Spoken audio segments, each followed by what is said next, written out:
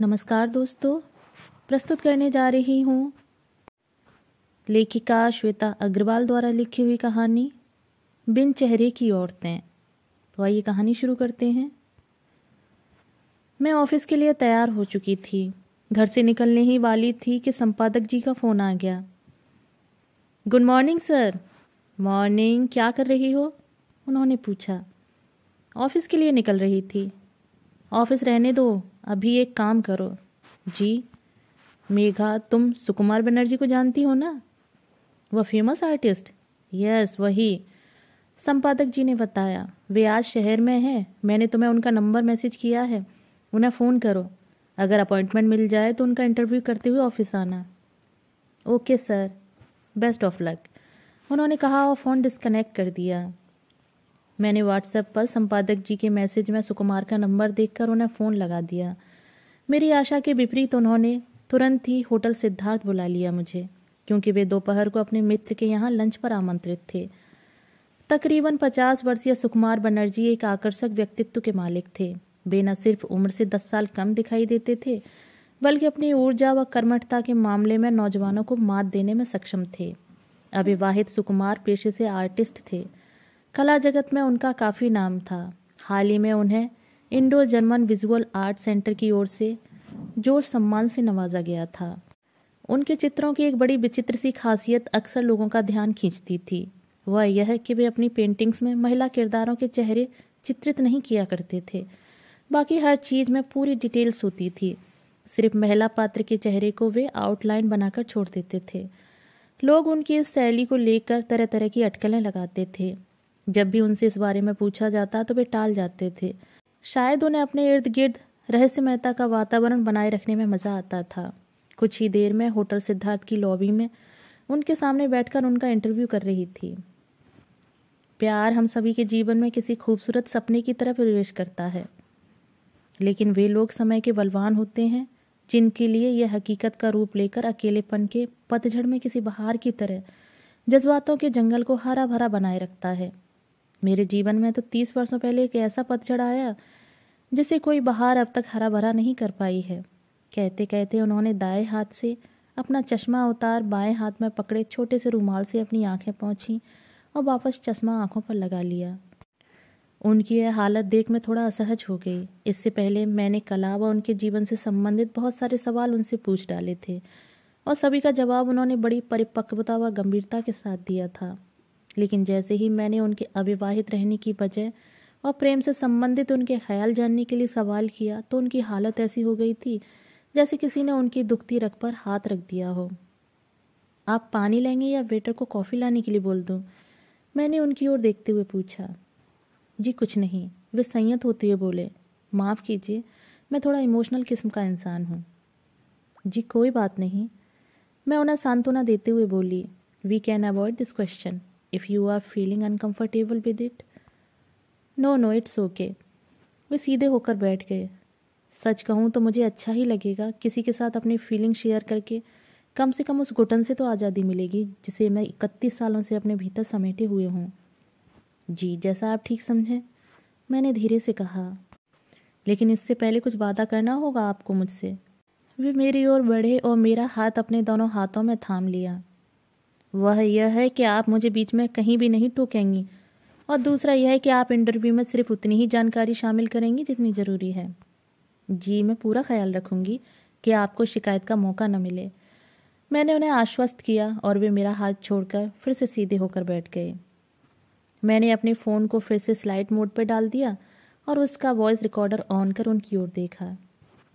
जयंती नाम था उसका, उन्होंने कहना शुरू किया। यह संयोग ही था जो हम एक दूसरे के संपर्क में आए थे। यूँ ही एक दिन फ़ोन की घंटी बजी थी और मैंने फ़ोन उठा लिया था। हेलो, मैंने पूछा। जी क्या मैं सुकू से बात कर सकती हूँ? उधर से एक लड़की की आवाज़ आई। हाँ मैं बोल रहा हूँ, आप कौन? मैंने असमंजस से पूछा। सुकू, मैं जया बोल रही हूँ। कैसे हो? वह तो ऐसे पूछ रही थी जैसे जाने मेरी कितनी पुरानी परिचित हो। कौन जया? मैंने उलझन भरे स्वर में पूछा। मैं उस नाम के किसी व्यक्ति को नहीं जानता था। क्यों मजाक कर रहे हो? उसने कहा। देखिए मजाक मैं नहीं, आप कर रही हैं। मैंने कड़े स्वर में कहा, मैं आपको नहीं जानता। सुकुमार कहाँ है? वह भी कुछ उलझन सी महसूस करने लगी थी। कहाँ ना बोल रहा हूँ। मैं और शुष्क हो गया था। Is it not 246934? उसने परेशान होकर पूछा। यस, नंबर इज़ करेक्ट, लेकिन आखिर में आपने शायद 4 की जगह 1 प्रेस कर दिया। मैं रिलैक्स होने लगा। सोचा कि उससे जल्दी में गलत बटन दब गया होगा। कमाल है, नंबर गलत, बंदा गलत, पर नाम वही। वह धीरे से बोली, फिर सॉरी कहकर फ़ोन डिस्कनेक्ट कर दिया। अगले दिन फिर रिंग बजी। यस, मैंने फ़ोन उठाकर कहा। सुकुमार जी, मैं जयंती बोल रही हूँ, और मुझे उम्मीद है कि आज आप यह नहीं पूछेंगे कि कौन जयंती। वह मजाकिया स्वर में बोली। ठीक है, नहीं पूछूंगा, लेकिन यह तो पूछ ही सकता हूँ कि फ़ोन कैसे किया। मैंने नॉर्मल टोन में पूछा। सॉरी बोलने के लिए। और किस लिए? क्योंकि सॉरी तो आपने कल ही बोल दिया था। मैं अपनी उत्सुकता को दबा नहीं पा रहा था। दूसरी वजह क्या है? वह चुप रही। मैंने फिर से अपना सवाल दोहराया कि उसने फ़ोन क्यों किया था, इस उम्मीद में कि शायद रॉन्ग नंबर पर एक राइट पर्सन से दोस्ती हो जाए। उसने मधुर स्वर में जवाब दिया, और फिर हम दोस्त बन गए। हर 2-3 दिनों के अंतर से हमारी फ़ोन पर बातें होती। धीरे धीरे हम एक दूसरे से खुलने लगे और अपनी बातें, हॉबीज़, फीलिंग्स वगैरह शेयर करने लगे। उसे भी मेरी तरह आर्ट, मूवीज़, म्यूज़िक, डांस वगैरह में दिलचस्पी थी। हम देर देर तक इन टॉपिक्स पर बातें करते रहते। कई बार हमारी बात बीच में ही ख़त्म हो जाती तो मुझे बहुत चिढ़ होती थी। यह 1990 की बात है। तब तक भारत में मोबाइल नहीं आया था और सारा संवाद या तो मिलकर या फिर BSNL के लैंडलाइन फ़ोन के जरिए ही संभव था।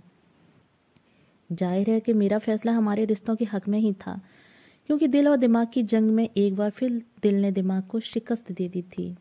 वह अपने रेंट के अकोमोडेशन के पास IIT हॉस्टल में लगे सिक्के वाले फ़ोन से बात करती थी, जिसमें हर बार 3 मिनट पूरे होने से पहले ही 1 रुपया का सिक्का डालना पड़ता था, ताकि फ़ोन बीच में न कटे।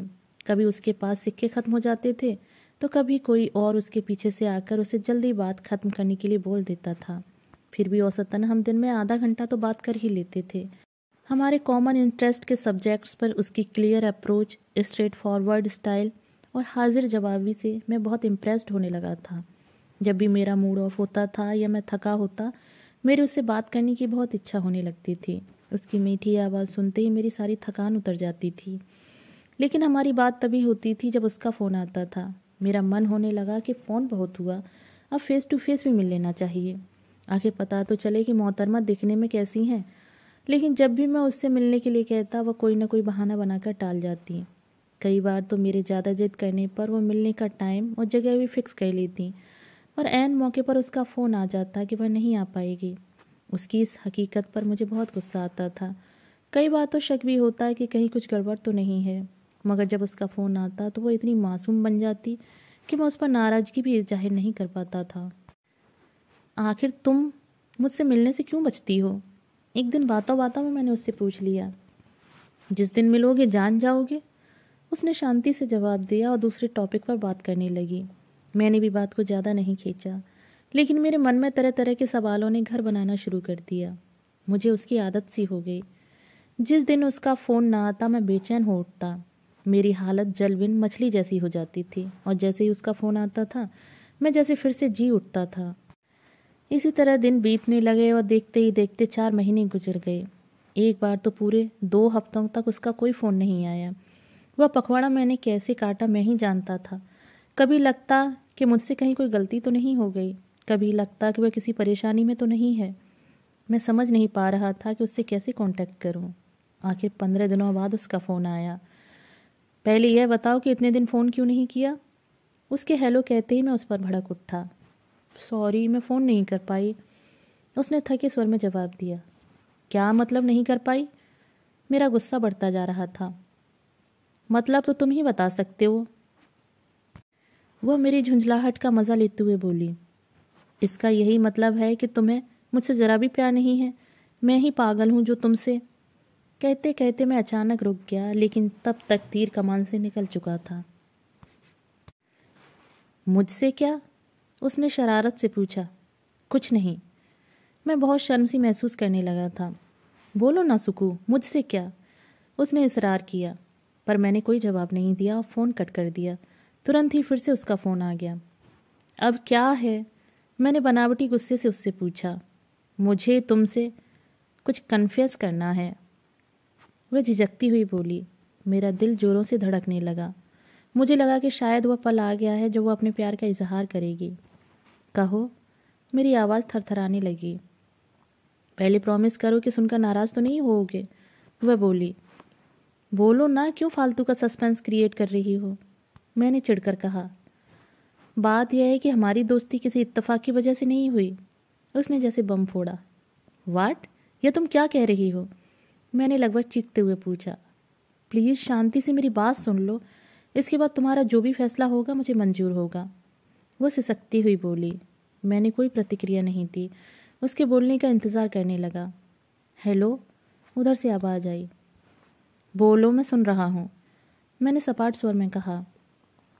इसके बाद जयंती ने अटकते अटकते जो बताया उसका लब्बो लुआब कुछ यूँ था कि जिस दिन पहली बार उसका फ़ोन आया था उससे एक दिन पहले ही उसने मुझे एक आर्ट एग्जीबिशन में देखा था। मैं उसे बहुत अच्छा लगा था और वह पूरी गैलरी में मेरे आसपास ही घूमती रही थी। हालांकि मैंने ना तो उस पर कोई ध्यान दिया था और न ही उसकी हरकतों पर।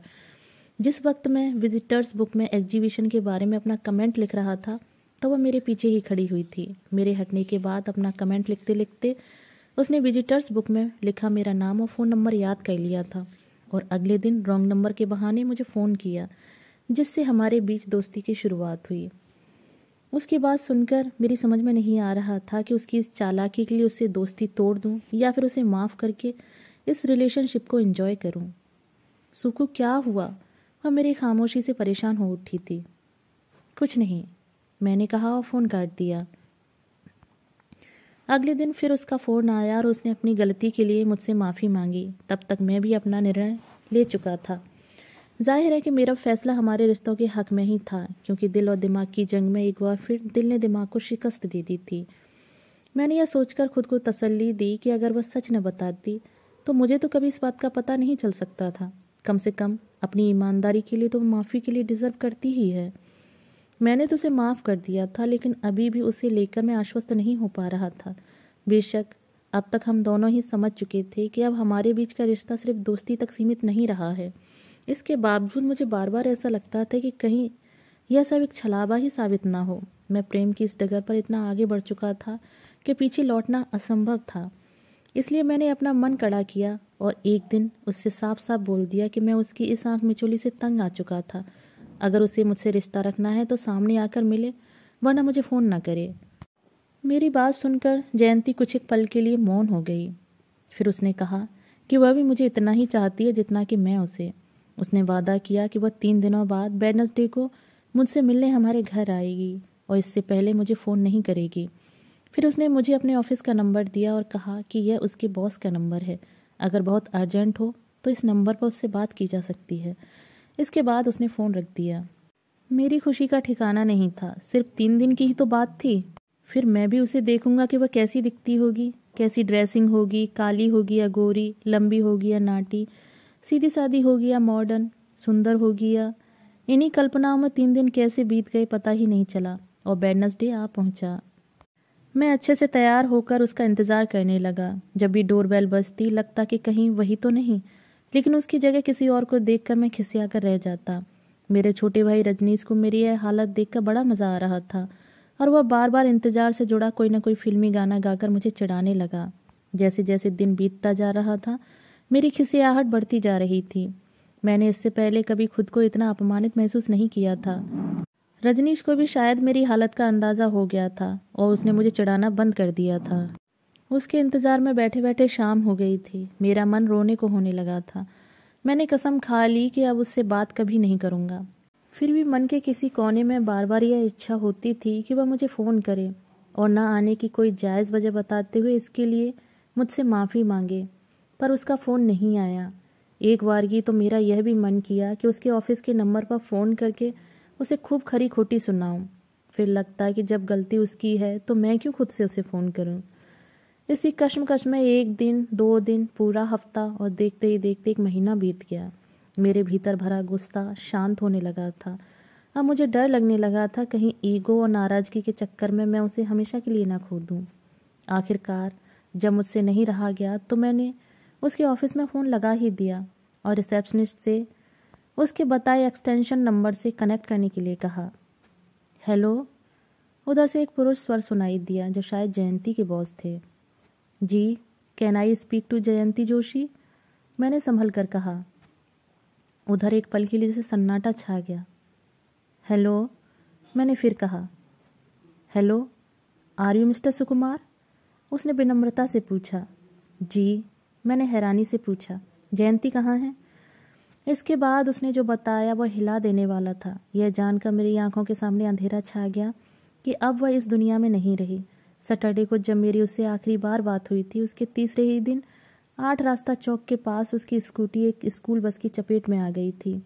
बेहोशी की हालत में उसे अस्पताल पहुंचाया गया, जहां वह 10 दिनों तक मौत से जूझती रही और बेहोशी की हालत में ही चल बसी थी। अपने इस पहले प्यार की ठंडी राख के अलावा आज मेरे जीवन में कुछ नहीं बचा है। इसे ही अपने दामन में समेट कर मैं जिए जा रहा हूँ। सुकुमार बनर्जी की आवाज़ भर्राने लगी थी।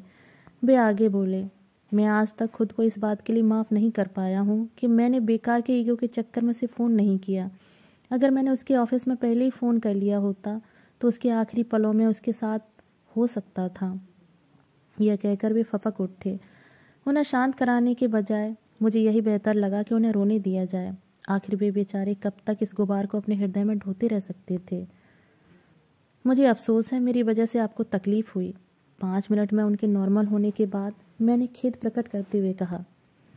जी, इसमें आपकी कोई गलती नहीं है, वे बोले और अचानक उनके फ़ोन की रिंग बजी।